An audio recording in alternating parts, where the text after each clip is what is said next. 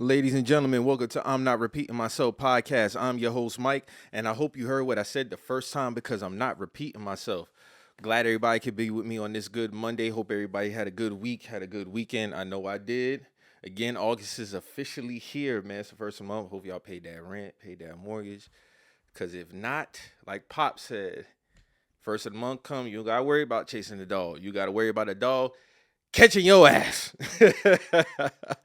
Nah, man. But again, glad y'all could be with me on this good Monday, man. We're going to go ahead and jump right into this. I wanted to start off with something that I found interesting during the week, and I found it very inspirational and insightful. Marlon Wayans was talking to Keke Palmer on her podcast about how NBC turned down the Wayans brothers because of one of the characters. I'm going to go ahead and play this clip real quick. Let me go ahead and play this. Rest in peace, Pops. Oh, He's the best. the best, man. The best. Bang, bang, bang. Oh my gosh, I loved him so much. We didn't make it to NBC because NBC wanted to. We did a table read, and they thought he was too ghetto, and they want us to have a different father. And they're thinking like a Danny Glover type, and we was like, no. Love Danny, but also I It's love the flavor of the show. Pops. We was like, it's John Witherspoon, or it's not, or it's nowhere, or it's not. Or we ain't gonna do the show. And they was like, well, Negro, you're not doing the show. And so we was like, wait, hold on, wait.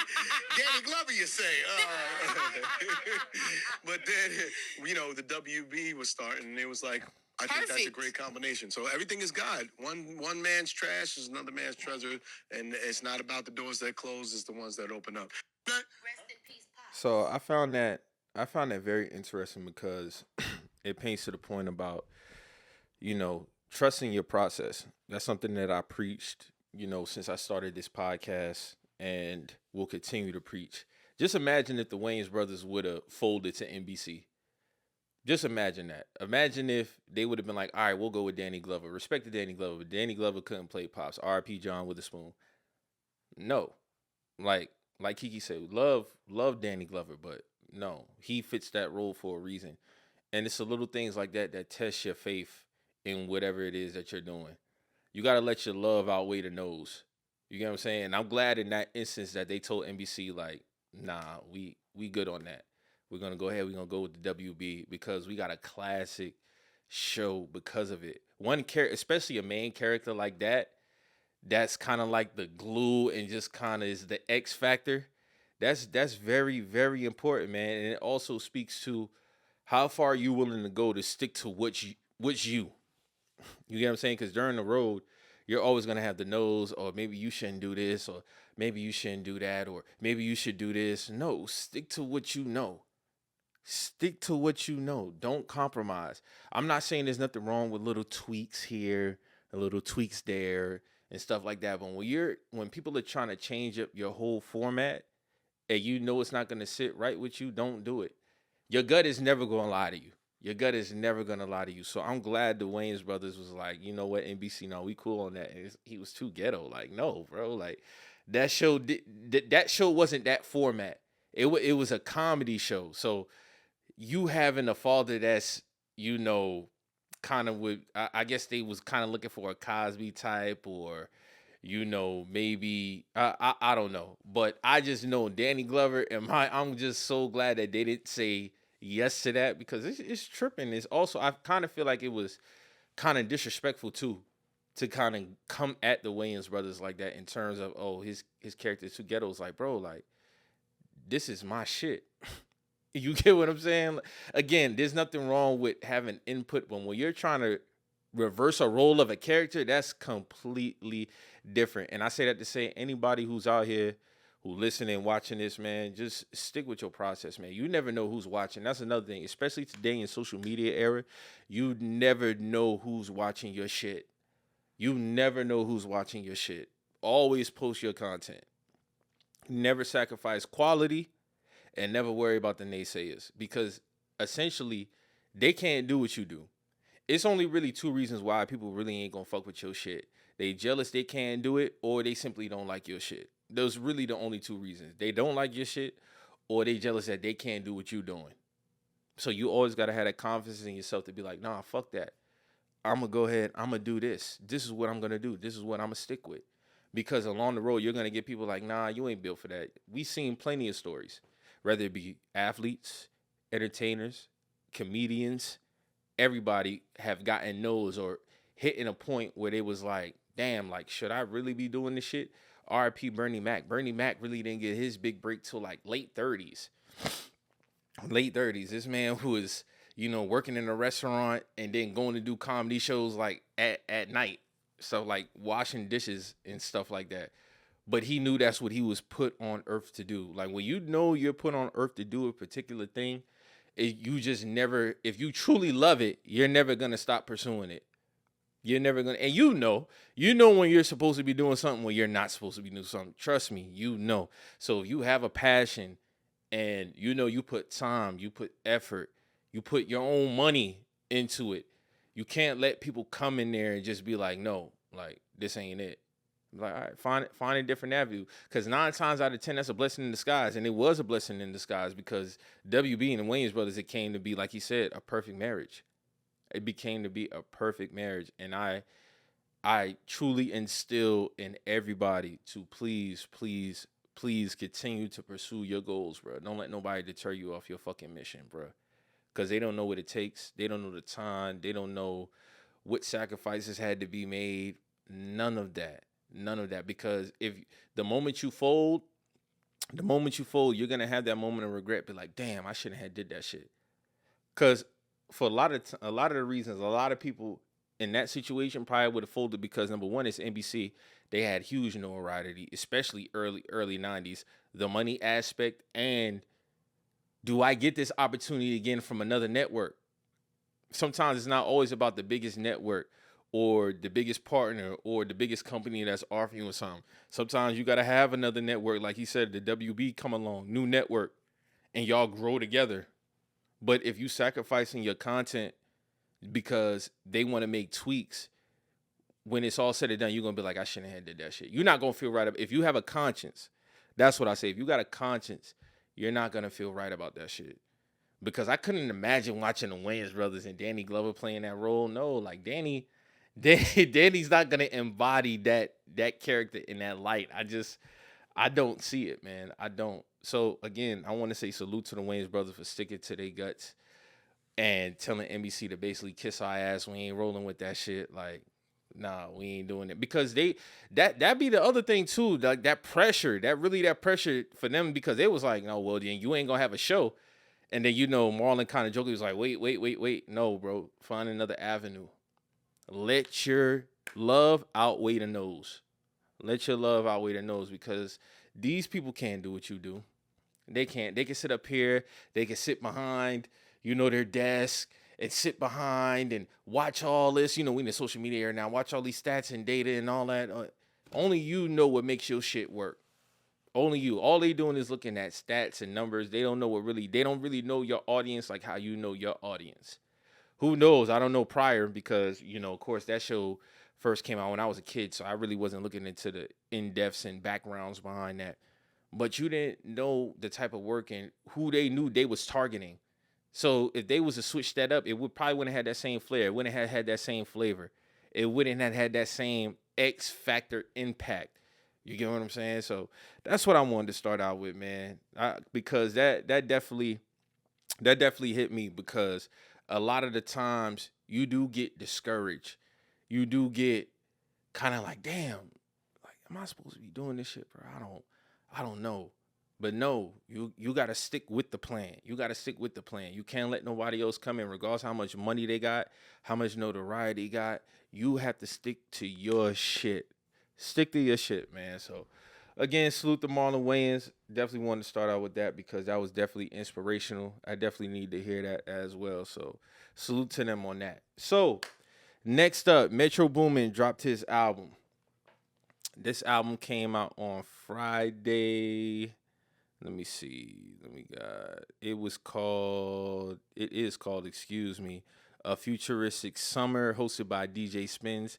So now this album is basically paying homage to the early 2010s, mid 2010s, that 2000, probably 9 to 2015 window-ish, somewhere in between there. It is actually a double disc. It's double disc. It's a total of, so you got 13 tracks on the first one, you got 11 on the next, so that's 25 tracks in total. I'm gonna be honest, man. This album is terrible. This album is terrible, and I was actually excited to hear it just from a production standpoint. Like, oh shit, like he gonna be taking it back. This album is not good, bro. Even from a production standpoint, I understand that, like the angle they was going with, again, paying homage to that late 2000s, early 2010s. It just wasn't good, bro. There's only legit one track on this album that I like, and that's They Want to Have Fun with Travis Porter, Dro, and Gucci Man. But other than that, I got to 4, 5, and 6 on here, and I was just like, no, this ain't it. Even from an engineering standpoint, when I was listening to it, I was listening to my headphones at first, and then I listened to it in the car, and the beats just wasn't hitting. Like, it kind of sounded low. I don't know. That's just me. I'm weird when it come to sound. Some shit just not sounding right. It's really not hitting. But this album is not good, bro. It's not. I tried to give it I listened to it twice straight through. No, this ain't it. If I had to rate it, I give it a 2 out of 10. And that's only because I really like one track on this album. But other than that, just wasn't good. I think honestly, when we listen to certain music, sometimes we be like, damn, I remember what I was doing at that time when this shit came out. And I like Travis Porter. Don't get it twisted. I like Travis Porter. I like J Money. I like all them niggas. But certain shit just probably needs to stay in its time. That's what I'm charging that to. Some shit probably need to just stay in its time, bro. Because again, when I was playing it straight through, I'm like, really wasn't flowing well. Again, the beats they just wasn't hitting. The raps was mediocre, but I wasn't expecting no crazy raps or nothing like that. I was just, anticipating the sound, what it's supposed to sound like. But this shit here, So maybe this is one of those albums where sometimes if you're trying to pay homage to a certain sound, you probably need to leave that in that time. Because this album just isn't it. I'm not gonna revisit this at all. Again, it's double disc, it's 13 tracks on the first side. 11 tracks on the second side. Salute the Metro because I do like him as a producer, but I cannot get with this album at all. I can't. I legit tried to get this shit a run too, bro. I really did, but it wasn't clicking, bro. It wasn't. I don't know. I think next time, I think this is one of the moments where Metro has to sit back and just be like, if I want to do this again, kind of in the probably 10, 15 years from now, and there's a new sound, use this as an example why to probably not fuck with that type of theme. Just leave that alone. I'm thinking back now to 2010, 11, 12, what I was doing. I was just, I had just graduated high school in 2009, so I'm just working. I remember I went out a few times. I wasn't somebody who always went out. Like, I remember some of them club bangers going on with the Travis Porters, J Money, Gucci, and all that. But this just wasn't it. I don't really got much to say, but this wasn't it. DJ Spins, it was dope to see him. And again, I was excited just because I knew DJ Spins was going to be hosting his mixtape. We all know there was a lot of DJs back then. You just heard them on certain tracks. Boom, you heard they DJ tag. But this shit was terrible. It was just terrible. It wasn't good at all.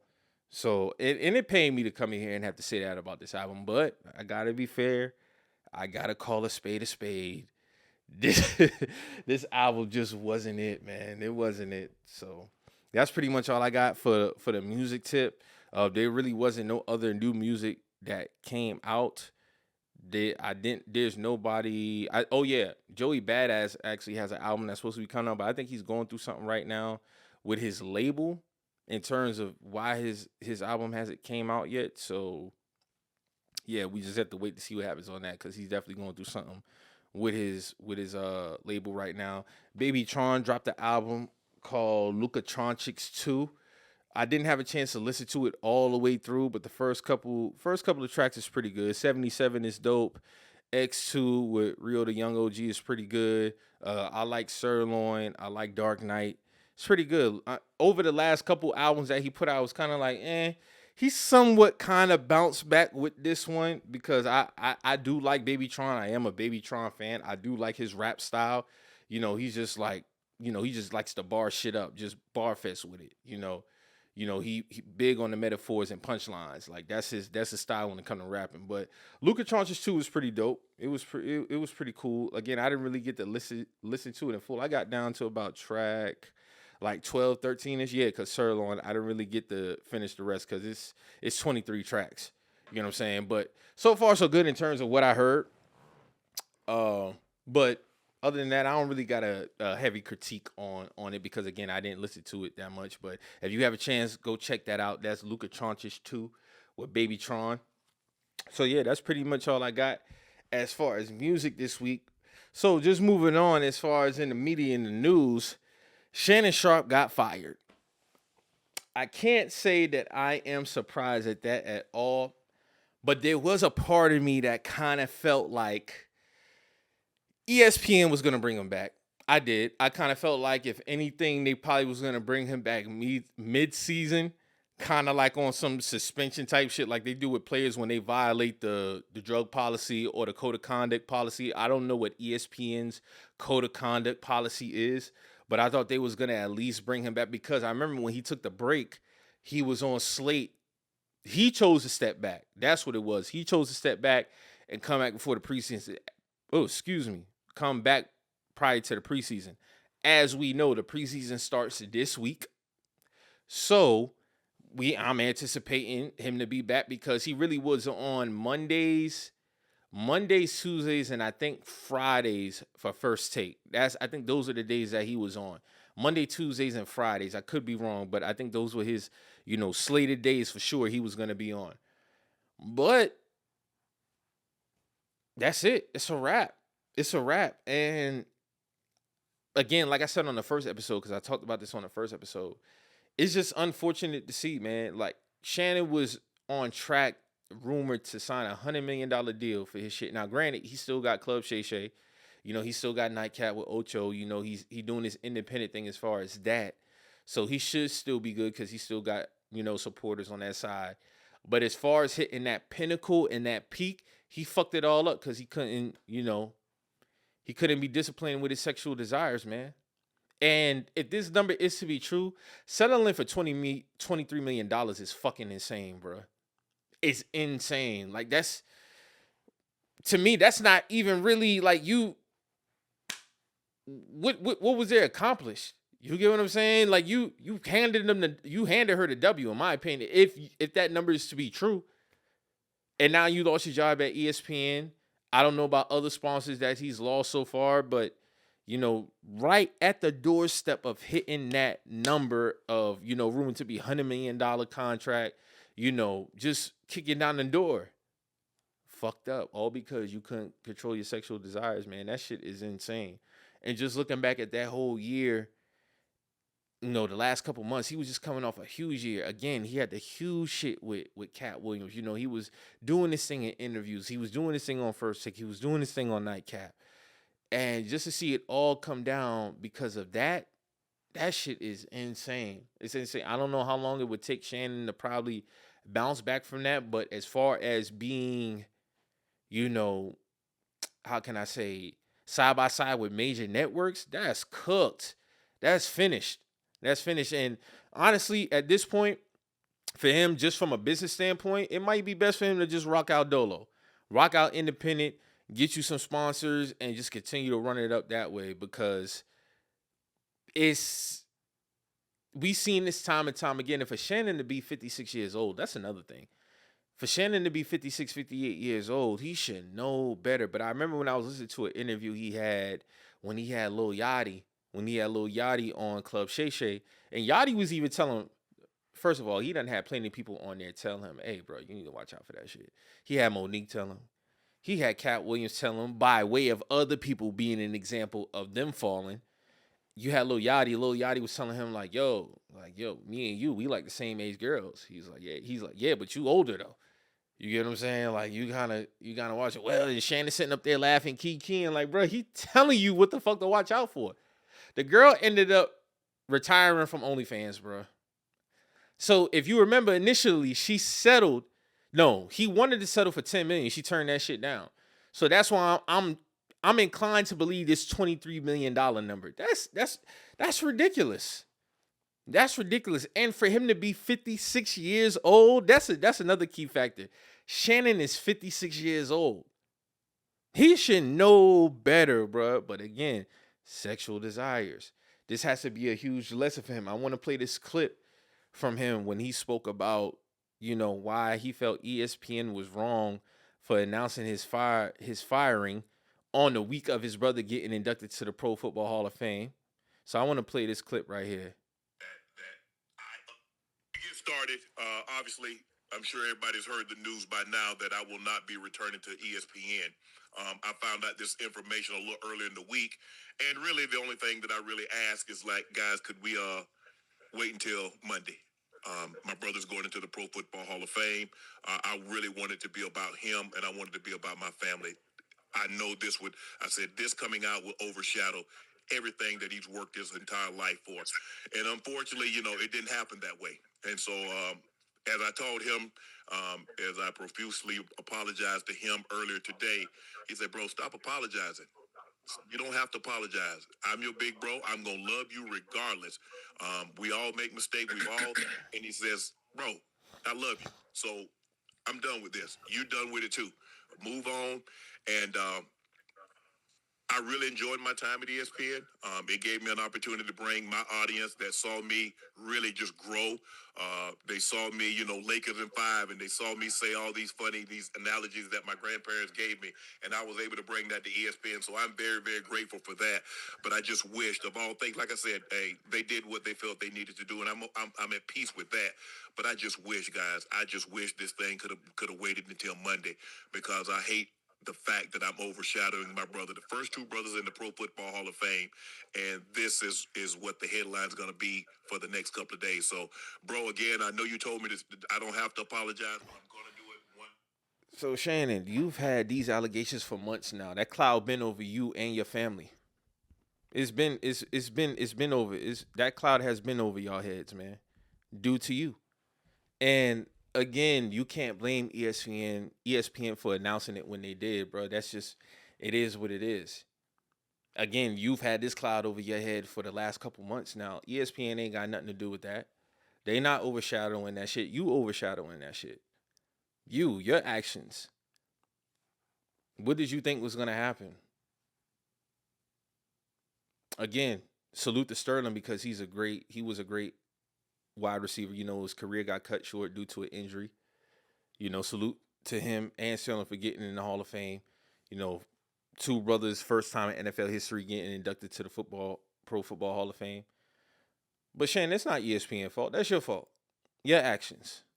If you knew how to control yourself, you wouldn't be in a situation to where you have to apologize to your brother for this being the headlines. ESPN ain't got nothing to do with that, bro.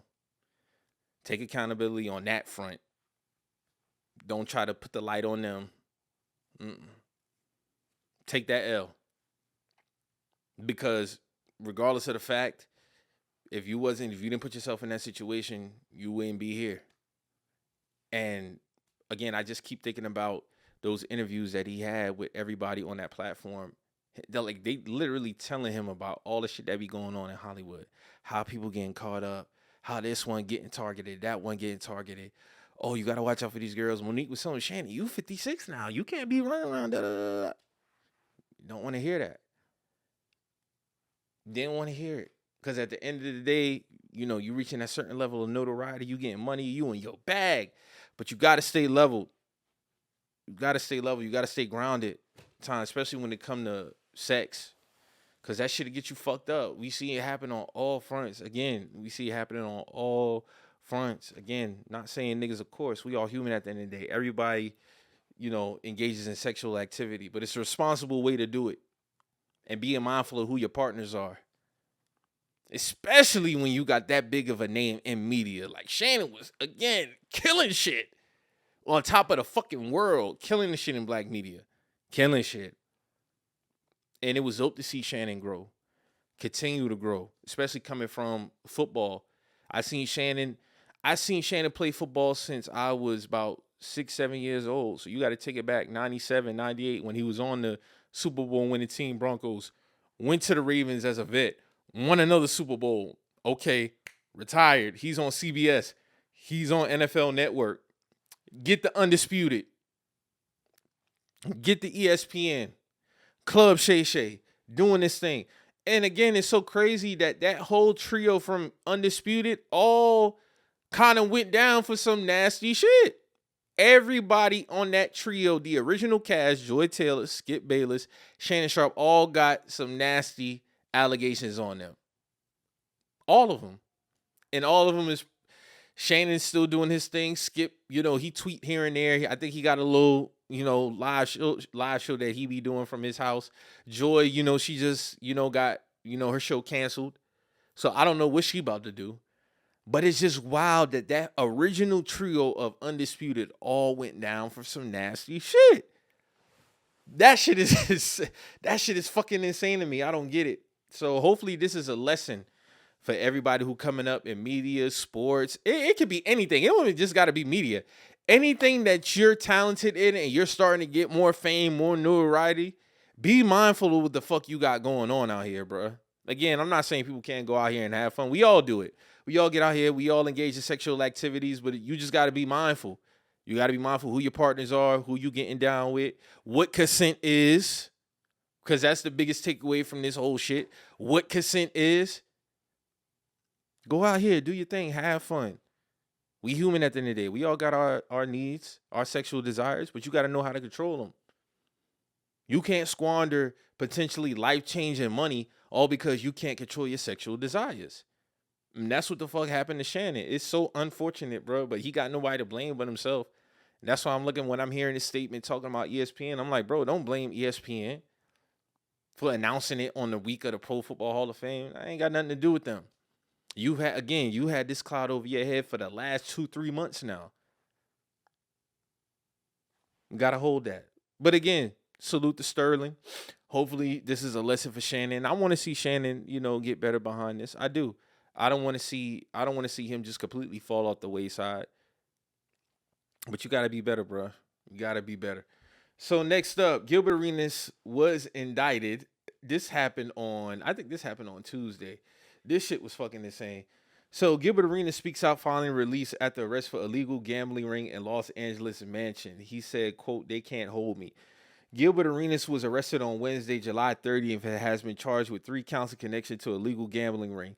Gilbert Arenas is celebrating his release a day after he was arrested for his connection with an illegal gambling ring in his Los Angeles mansion. On Wednesday, July 30th, the 43-year-old former NBA star was arrested on federal charges of operating a illegal gambling ring alongside 5 others and accused of hosting high-stakes poker games at his Los Angeles mansion. In a video uploaded to Twitter shortly after his release on Thursday, July 31st, the former Wizards player dances around the precinct steps, pumping his fist and chanting, "They can't hold me. I'm back on the streets," he wrote in the post. "This ain't got shit to do with me. Just renting the house. Renting the house wasn't a part."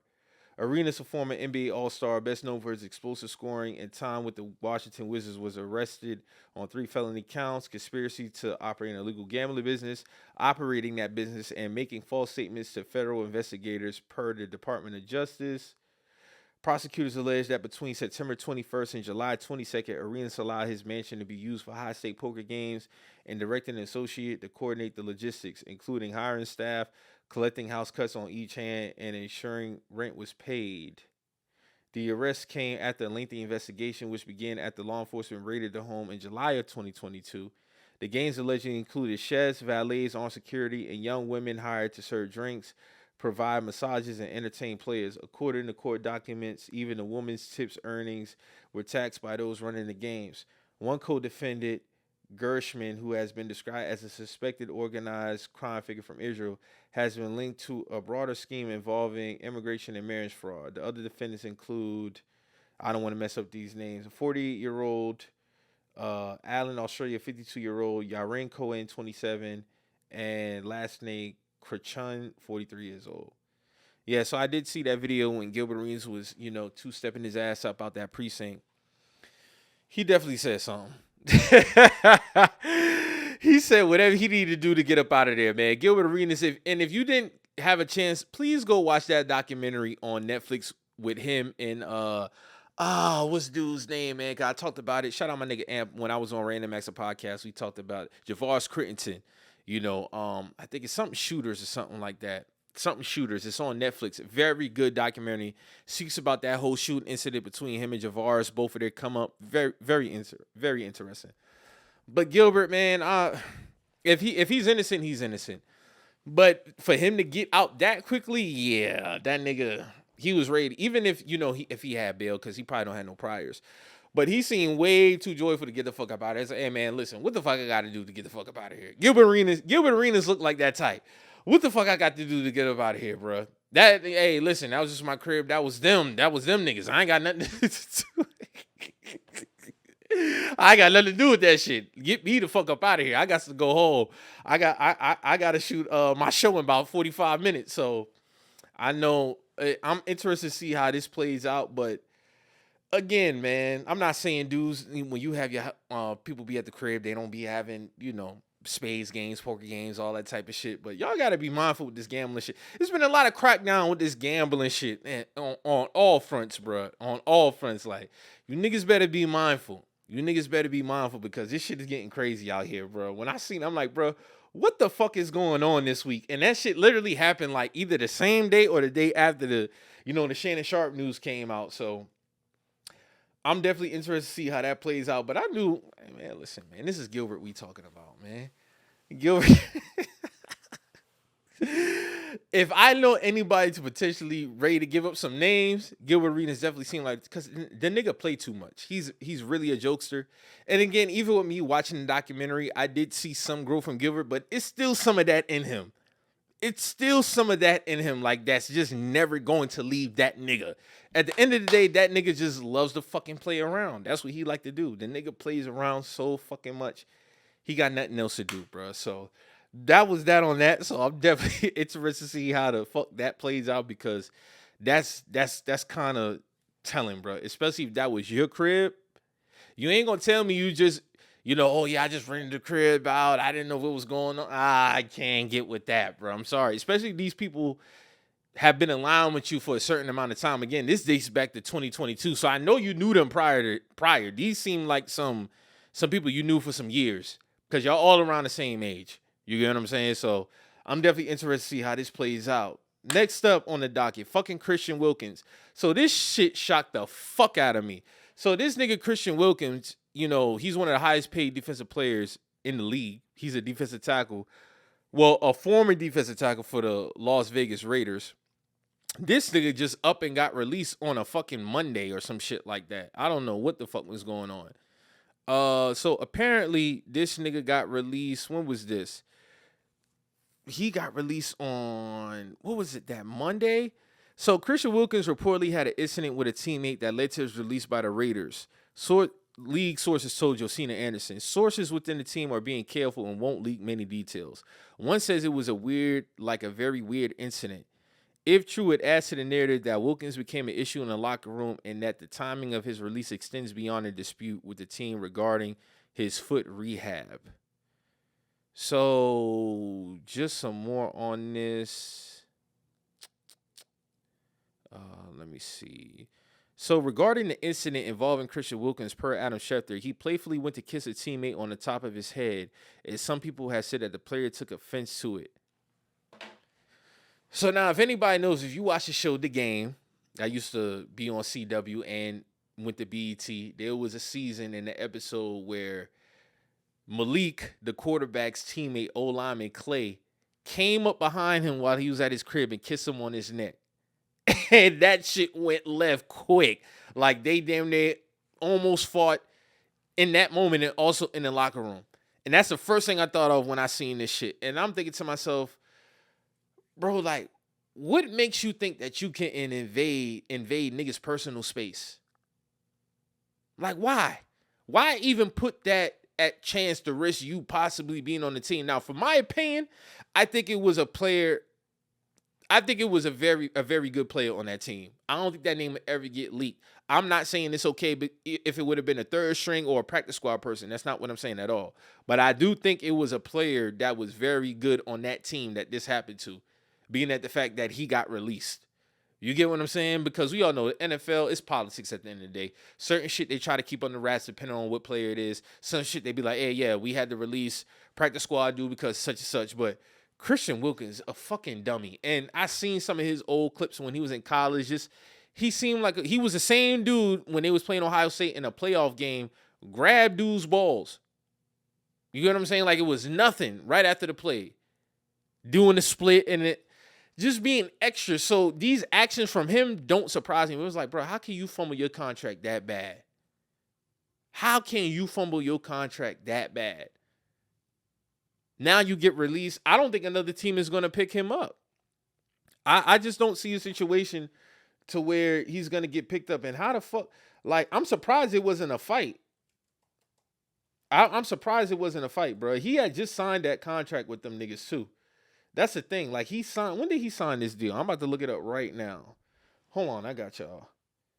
Because this shit is this. Yeah, he signed a 4-year, $110 million contract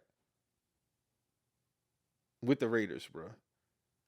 This is insane, bro. And he's only played 1 year under these niggas. So he's only played 1 year. He was injured last year. I think he missed like 10 games last year. So he made $29 million out that deal. That's fucking ridiculous, bro. These niggas be throwing their fucking money away. Oh, man, this is crazy. Oh, man. I know his agent is fucking pissed, bro. If I was Christian Wilkins' agent, I'd fire that nigga myself. Nigga, I'm not being your fucking agent no more. Get the fuck out of here. Christian Wilkins' tenure with the Las Vegas Raiders surprisingly came to an end on July 24th when he was released. Defensive tackle had been considered the crown jewel of the Raiders' 2024 free agent class when signed. The Raiders lured Wilkins to Las Vegas with a 4-year, $110 million contract containing $84.75 million of guarantees, where $57.5 million was fully guaranteed. 2024 season, he was limited to 5 games because of a Jones fracture in his left foot last October that required surgery. This $35.25 million consists okay, so here we go. Seemingly because of Wilkins' decisions about his treatment of the injury, the Raiders voided the remaining $35 million salary guarantees on his contract on June 4th. This $35.25 million consists of Wilkins' $8 million 2025 base salary and his $27.25 million 2026 million base salary. Both have been guaranteed for injury, and salary cap prior to the voiding. Having these 3 types of guarantees are considered fully guaranteed in the NFL contract. Wilkins had filed a non-injury grievance to the NFLP on July 24th, which was the 50-day deadline to challenge the voiding of the $35 million in salary guarantees. Yeah, so this is crazy. So he got to handle whatever I'm not going to read all that, but he got to handle whatever it is in terms of that. But this incident, see, this is the shit that makes sure you don't get another fucking contract. We all know NFL contracts are short anyway. Yep, the long-term deal is 4 years now. The only ones who getting longer than that are quarterbacks. That's it. I remember back then when I was a kid, wide receivers, DBs were signed for like 6-7 years. I remember when T.O. signed with the Eagles back in 2004. He signed for 7 years, like $35 million or $43 million. Back then, that was considered a lot of money. Today, no. Your max deal is after your rookie contract, you get your one max and then you're pretty much done. But if you're that good, you probably could get another one. But usually, it's the first one that you got to try to lock in. A freaky ass nigga who can't control himself. I believe that story too. I just believe they're going to keep the other person's name sealed because I believe it's an important play on that Raiders team. 100%. It got to be. It got to be an important play on the Raiders, bro. Ridiculous. Fucking insane, bro, that these niggas can fuck around and do the shit that they do, bro. Not in my locker room. The Panthers ain't got to deal with no shit like that. No, sorry. And he lucky the player, whoever he did that to, didn't beat his ass. See, that's another thing, bro. You playing games. That ain't nothing you play around with, bro. You don't invade people's privacy like that. Especially if they don't rock that way.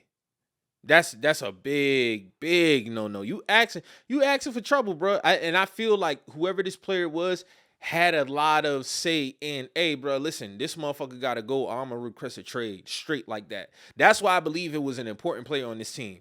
It definitely was an important player on this team because he probably went to them like, hey, listen, I'm not fucking with that. So what y'all gonna do about it? Because either he's going, or I'm requesting a trade, bro. It's it. That's what I believe happened. Being at the fact that the other player's name wasn't released, because again, like I said, I'm not saying it would be okay if it was a practice squad player or third man off the bench, but usually in these situations, it definitely had to be a player that was very, very good on that fucking roster, bro. So I'm definitely interested to see how that play out. But Christian, come on, bro, you fucked up. You fucked up. Now you got to fight this shit with the NFLPA with your snowball. But hey, you do that. Marcus Morris arrested for fraud. Nigga was just on ESPN First Take doing this thing. This nigga going down for fucking fraud, bro. This is ridiculous. So, ex-Cavs player released from jail at the fraud arrest. Former Cleveland Cavaliers forward Marcus Morris has been released by authorities days after he was arrested for a fraud charge in Florida. Morris, 35, was arrested at Fort Lauderdale Hollywood International Airport in Broward County, Florida, on one charge of fraud, insufficient check related to outstanding casino markers in Nevada. Come on, bro. Morris owed $265,000 on two different markers. One for $150,000 and another for $115,000 to two casinos in Las Vegas. Warrants were issued for his arrest earlier this year after he was accused of drawing or passing a check for $1,200 or more with the intent to defraud and the theft valued at $100,000 or more. On Wednesday, Morris shared an update on social media indicating that he was back home and had repaid his casino markers. Thank God I woke up in my bed this morning, Marcus wrote in a lengthy Instagram post. The word fraud, he put it in caps, was thrown on my name as if I took something or really wrote a check to a casino in exchange for cash. Did I take out a market to gamble? Yes. Was this my first time? No. So yeah, I took my time to pay back the money that could have been handled on spot if I known that I would have been locked up like I was trying to flee a flight risk. Money paid back and lesson learned. Fraud I can't live with, but I'm not going on every social media site to clear up anything, he added. My nigga, you knew what you was doing. Let's cut the shit, Marcus. Let's cut the shit. Yes, you did try to flee. You wasn't trying to pay them people, bro. You what? That's just what it was, bro. That's just what it was. You wasn't gonna pay them back until you got arrested. That's why you put it. That's why you framed it like that. That's exactly why you framed it like that. This nigga said he called out Vegas, right? This nigga said, my last thing is fuck Vegas.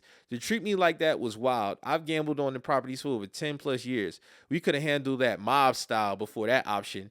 Never been in cuffs or a part of any fraud shit in my life, and it's going to stay that way. I don't need PR to do anything for me. This is for me, a man who built his career on morals and character. Never running or ducking from anything. If you know gambling, you can't take money out the casino if you got a marker.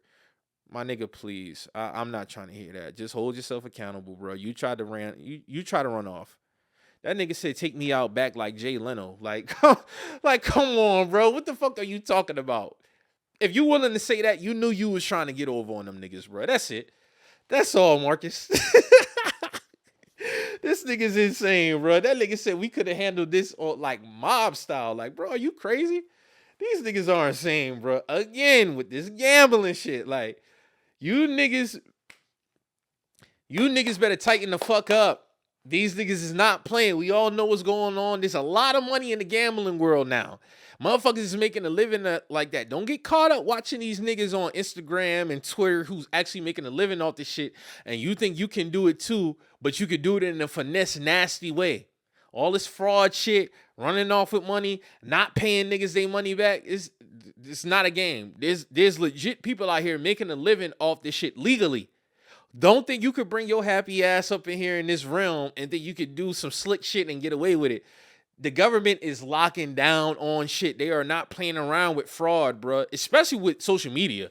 Y'all doing the work for them. It's not like they gotta do any deep investigations or nothing like that. Y'all helping these motherfuckers out with their investigation.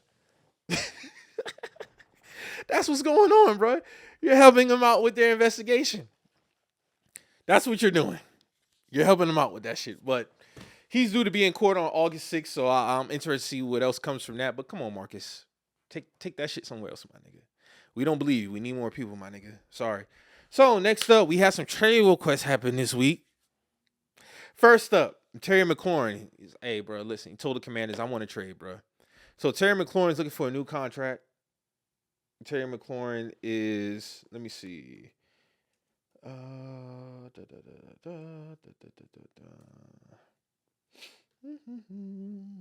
His current contract is 3 years, $68 million. He signed a 3-year, $68 million contract back in 2022. He's in the last year of his deal. It's set to make $15 million, and he wants a new deal. We all know DK Metcalf just got a new deal. I think he's getting 32 a season. I think, T. Higgins, he got a new deal from the Bengals, which I'm going to get on them in a minute. He's getting 28 a season. Now, here's my thing on this. I understand Terry McLaurin wants a new contract. He is turning 30 years old. We all know how they treat 30 years old in football. But I understand Washington from a standpoint of investing that type of money into a 30-year-old wide receiver. On the other side, what else do you have? Because outside of Terry McLaurin, your number one wide receiver is Deebo Samuel. You got Luke McCaffrey, and you got some other guys. You ain't got much. So you pretty much got to pay him. I say pay him a 3-year, $90 million contract. Get it out and done. And also because you have Jaden Daniels under his rookie deal. This is not rocket science. We all know what to do. If you have a rookie quarterback who hits out the gate, you need to get him as much weapons as possible while he's under his rookie deal. You just got to the NFC Championship game last year for the first time since like 91. So you want to go ahead and make sure that you lock this guy in, because outside of Terry, you don't have nobody else. So I think he has a lot of leverage in this deal. I think the Commanders will pay him.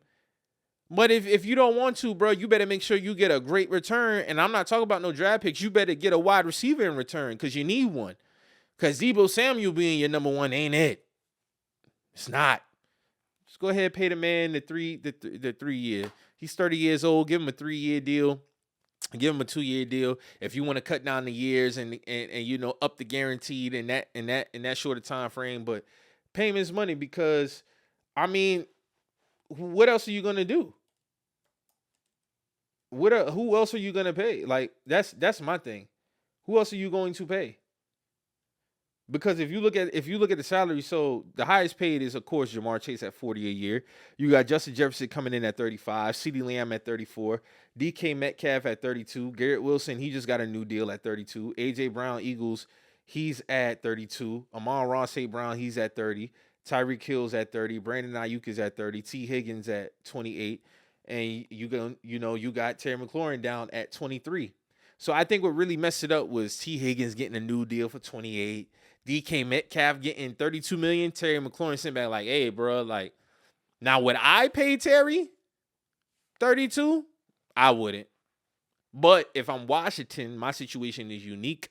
I don't have nobody else at my number 2 who can possibly be my number 1. You're going to have to pay him. But if you trade him, don't trade that motherfucker for no draft picks. You need to get you a certified, at the least a wide receiver 2 in exchange for this man. If you're not going to pay him. That's how I look at that situation. So we're gonna see how this play out because this nigga's he basically fed up. He's not playing. He's not playing at all. The next one up who requested a trade, Micah Parsons. Now this one kind of shocked me. Micah Parsons has, he's been rumored to get a new contract for at least a year and a half now. But CD got his deal. Dak got his deal. Apparently he wanted them to get their deals out the way first. Shit done hit the fan now. This nigga dropped a lengthy-ass statement basically saying that Jerry Jones and the Cowboys front office, they playing games. My agent has been doing this. They're trying to make it seem like they basically don't want to pay the man. The highest paid defensive player is, I think, TJ Watt at the moment at $41 a year. Bro, it shouldn't be hard to pay this nigga Micah Parsons $43 a year, bro. And you know what kills me when it comes to these NFL teams, specifically NFL. NBA don't really have a problem when it comes to paying these stars. NFL owners act like as if they are so broke. Like this shit don't make no sense. Y'all know your fucking books when the season starts and when the season ends. And when you come into the off season, you know what your books look like. You know who your stars are. You shouldn't be playing games when it comes to signing your stars, bro. Micah Parsons, Dak Prescott, CeeDee Lamb should never have to be fighting to get a new fucking contract. That should never happen. All your franchise players, regardless of what team, should not hesitate knowing that, yeah, these are going to sign me. That's one thing I'll say about the Panthers outside the Brian Burns shit. They don't have a problem locking up our stars. Like, there wasn't no rumors about, yeah, J.C. Horn possibly, seeking a trade. No, we locked up J.C. Shout out to Dan Morgan. He said, no, he's ours. We're keeping him. Signed him. But this Micah Parsons shit, he's arguably top 5, top 3 defensive player in the league. Pay the man. Pay him. Now, Jerry Jones probably looking at it as like, Jerry, he's still holding on to old success. He want return on his investment as far as guys performing in the playoffs. I get it. But Micah Parsons is the best defensive player on your team and arguably one of the best defensive players in the league. It shouldn't be hard to lock this man up on a contract, bro. You got the money. That's the shit that kills me. You got the bread. You got the money. Pay the guy, bro. This shit don't make no sense. Jerry Jones said some slick shit the other day, too. Let me see if I can find that shit. Because he was in his bag. Let me see. Cowboys on the Jerry Jones while talking about the contract negotiations with Micah Parsons. When I grew up, I knew when mama wouldn't let me do something. Going to daddy and daddy letting me do it. They going back and saying to mama, daddy said I could do it. That old mama / daddy stuff we got here doing that by nature. We're not going to do that here. Like, what the fuck is Jerry talking about, bro? Either pay the man, and that'd be my thing too. Like, it's kind of like they be dangling these players in the NFL. Like, they be dangling them because they don't have free range to move around like they do in the NBA. But that's some NFL players. Y'all got to handle that at y'all next CBA. You get what I'm saying? Y'all got to get a little bit. Y'all got to get off that leash when it turns to that. But back on Micah Parsons. Again, when it comes to your franchise players, you shouldn't be dangling them like this. They need to be locked up. This ain't the second string guy. This ain't the third string guy. This ain't, you get what I'm saying? This is your best player on your team. CD kind of went through it. Dak kind of went through it. They play around with the language in the contracts. That's another thing they like to do. You think you're getting a certain guarantee, but you're not because it is this one word right here. So you playing games with the verbiage and the language on top of you want to play games with the money amount. Like, what are we doing? I'm Micah fucking Parsons, bro. Granted, as a team, we don't do what we're supposed to do in the playoffs, but I still get busy. I still do what I do. Because if you look at it, let me see. Let me look up Micah Parsons stats. Let me see. So since he's been in the league since 2021, he hasn't had less than 12 sacks in the season. You know how amazing that is? Since he's been in the league, he hasn't had a season under 12 sacks. 2024, 12 sacks. 2023, 14 sacks. 2022, 13 and a half sacks. 2021, 13 sacks. In 4 seasons, he got 52 and a half sacks. He's on a historic pace. Pay that nigga. And cut the shit. Stop it. These owners need to stop acting like they ain't got the bread. Next up, Bengals. Why are you playing around with Trey Hendrickson? Now, you paid Jamar Chase. 100% had to pay that nigga. He even had to kind of pull y'all teeth to get contract. You played T. Higgins. Trey Hendrickson is the best player on your team, defensive-wise. Why are you dangling this man around, bro? Now, the Bengals, they really funny because they really act like they ain't got no money. It's like the Terrence Howard. Do you need some money? Like, come on, bro. Why are you playing games? Pay Trey. We all know your offense got a problem scoring. That wasn't the problem for y'all last year. Joe Burrow had a historic season. The reason why I didn't make the playoffs, that weak-ass fucking defense. And now you don't even want to pay your best defensive player in Trey Hendrickson? Pay that man. Your rookie that you drafted, he a defensive player. Had to pull teeth with that. That weird-ass situation. I don't know what the fuck was going on with that. He ended up signing. But there's no reason why, again, like Micah Parsons, there's no reason why Trey Hendrickson should be fighting to get his fucking money. Trey is one of the best defensive players, one of the best defensive ends in the league as well. 17 sacks last year. 2023, 17 sacks. 2022, 8 sacks. 2021, 14 sacks. He's consistently above 12 sacks a season. Back-to-back 17 and a half sack seasons? Come on, bro. Why are you playing around with his bread? Now, he showed up to camp because he wanted to stop getting fined. But if you're not willing to pay these guys, don't dangle them, trade them so he can get a new deal. But see, this is why the Bengals don't deserve shit. And I love a couple of them players on that team. I fuck with Joe Burrow. I fuck with Jamar Chase. But that front office got some weird shit going on. These guys that you got on your team shouldn't be having to pull teeth to get new bread, bro.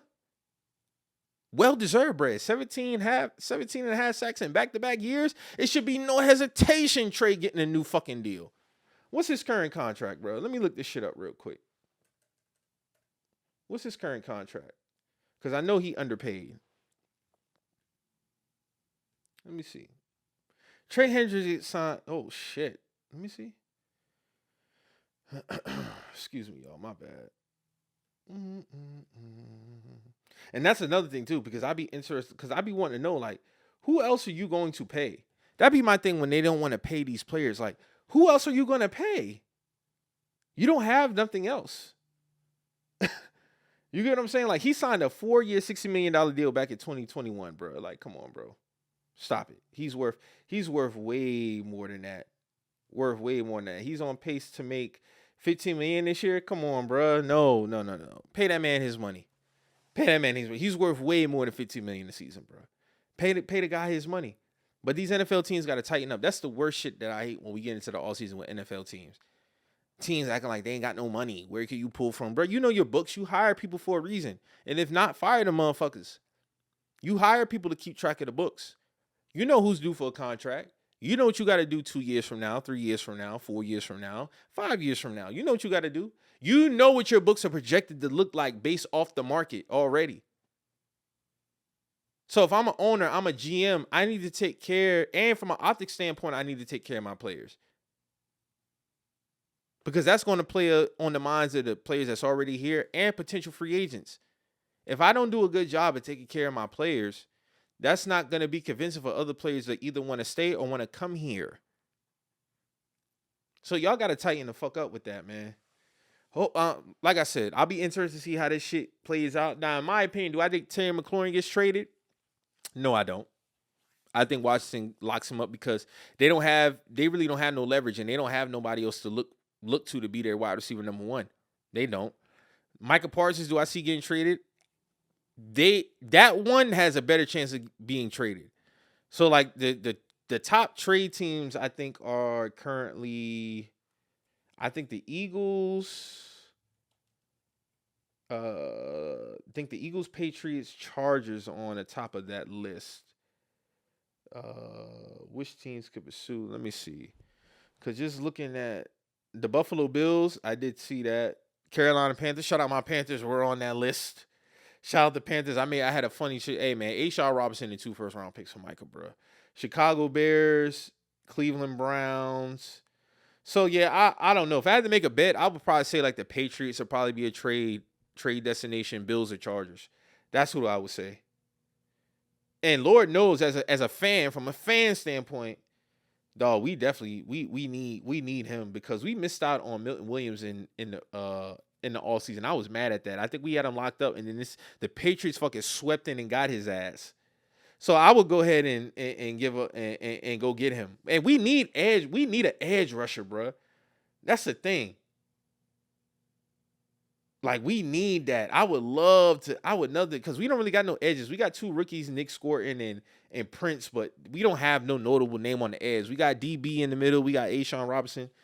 But I would love to get Micah Parsons in Carolina, bro. I would, but and Trey Hendrickson, I think he ends up getting signed with the Bengals. I don't think they're in a situation where they could trade him neither because they don't got nobody on their line at all, period. Nothing. So, again, I'm interested to see how this plays out. NFL owners, tighten the fuck up. Y'all got money, man. Stop acting like y'all so fucking broke. So, next up, Luka Doncic. He signed his extension with the Lakers. He signed a 3-year, $160 million deal with an option in 2028. The option in 2028 is kind of surprising for me because it only pushes it back a year. He was set to be a free agent in 2027, so he has an option for 2028. So this kind of gives the Lakers some type of insurance in terms of him being here for at least the next 3 years guaranteed. I'm interested to see what they put around him because this offseason they definitely wasn't active. They have not been active. This roster still looks shaky in the light. But Luka Doncic definitely deserves this money. He's the best player in the world to me. And, I mean, just well-deserved. Again, I'm interested to see what Rob Pelinka puts around him. Because Luka Doncic after last year was somewhat, a down year. Even for a down, he still had stats that average players wouldn't get for his standard. Luka Doncic is a 5-time All-NBA player at only 26 years old. Like, that's already all-time greatness right there. So, hey, Lakers need to get on it as far as getting the talent around him, because Luka Doncic, I think he's seeking out blood this year. He had the World Fitness article that dropped. He shed weight, got in shape. And another thing, this is not the first time Luka has gotten in shape. Like, he hasn't always been like this throughout his whole career. So I find that interesting too. But there was a lot of people trying to turn the heel on him last year because he had a down year. My nigga, it happens. It happens to the greats. But to act like this guy, again, isn't 5-time All-NBA at only 26 years old, doing what he does, can put up 30, got a 70-point game, 50-point games, 60-point games, could go out there and put out a 50-point triple-double. His 70-point game, I think, was a triple-double. Like, his last big year, he averaged 32, 10, and 9, I think. Like, we all know what he's capable of doing. So, salute to Luka on that. Congratulations. And hopefully, them boys can get their shit together, man. Hopefully, as far as getting that roster in tight. So that's pretty much all I got for this week, man. Again, I want to thank y'all for rocking out with me. Continue to follow me on SoundCloud, on Apple, Spotify, of course, YouTube. Shout out to everybody support me on TikTok. Again, thank y'all for continuously to rock out with me. I'm going to continue out here, put out this work. Hopefully, y'all continue to get y'all ass in the gym. Stay on top of your goals. Stay disciplined. Keep your head down. Keep that tunnel vision. Don't let the little things get to you. Please, please do not let the little things get to you, man. And continue to be blessed. Continue to put in that work. And ultimately, be safe. So like I say every week, man, this is I'm Not Repeating Myself podcast. I'm your host, Mike. And I hope you heard what I said the first time, because I'm not repeating myself. I'm out.